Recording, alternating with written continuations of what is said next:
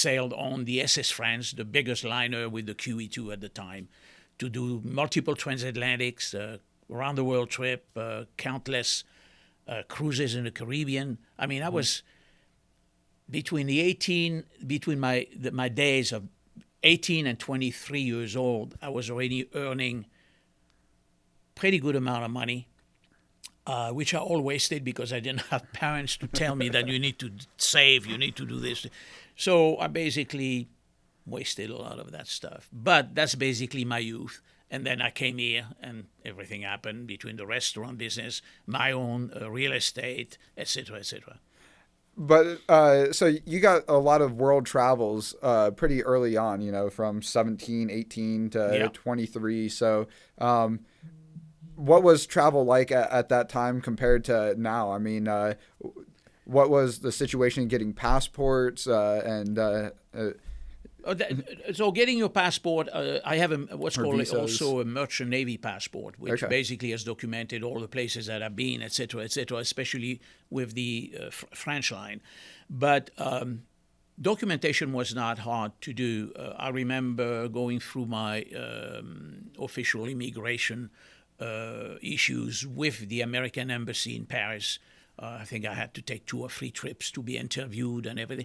But from as much as I remember during those days, everything was so much more simple. Yep. It was so much more simple. As to now, you have to.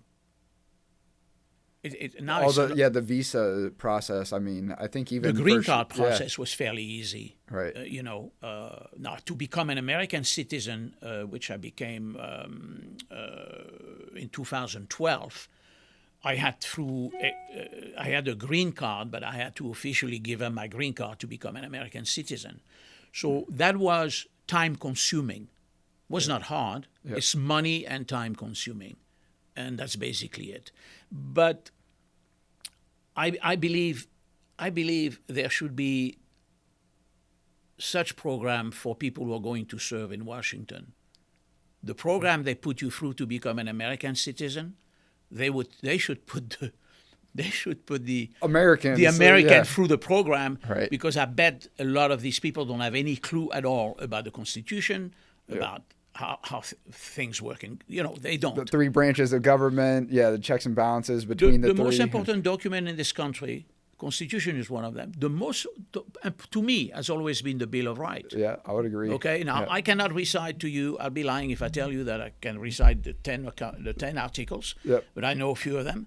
Yep. But most politicians don't have a clue, especially on one side of the aisle. They don't have a clue. I'm actually been working on a column going down the Bill of Rights and giving, not a super long summary that no one's going to read, but, my thoughts on each of the 10 Bill of Rights. Yeah, and it's very important. I think so as well. And it is kind of a shame that I like to think of myself as, quite a bit more politically active, involved, aware than, the normal American. But similarly, like, I could probably just be dropped in and I like to think pass the American citizenship test, but I don't know by how much, right? And, again, I like to think I'm further ahead of the curve than most, right? It's available online. I might need to take that and see. Okay, yeah, it's readily available online, and you'd be surprised how many questions you will fail. Yeah. It's very simplistic, but again, it's just you don't always think about it, right? And if it's not top of mind, you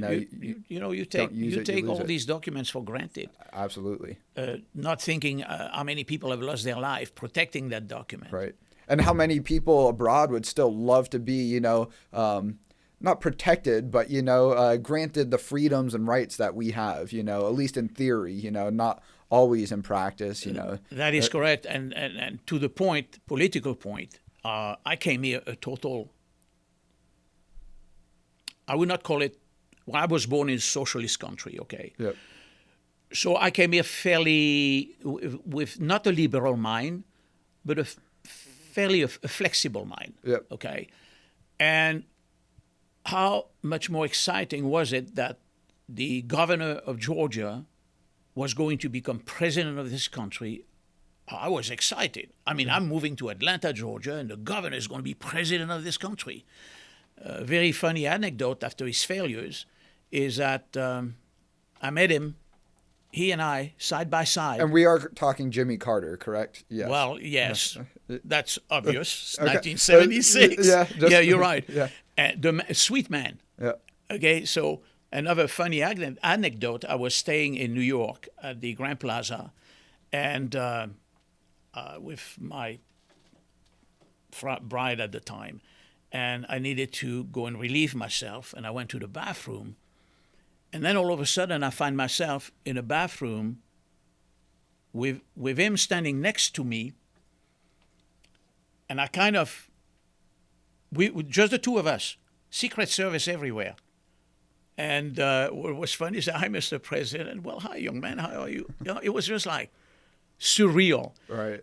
And then back then, of course, I didn't think of anything. I thought the man is a great man, was a great man, but unfortunately made some very, very, very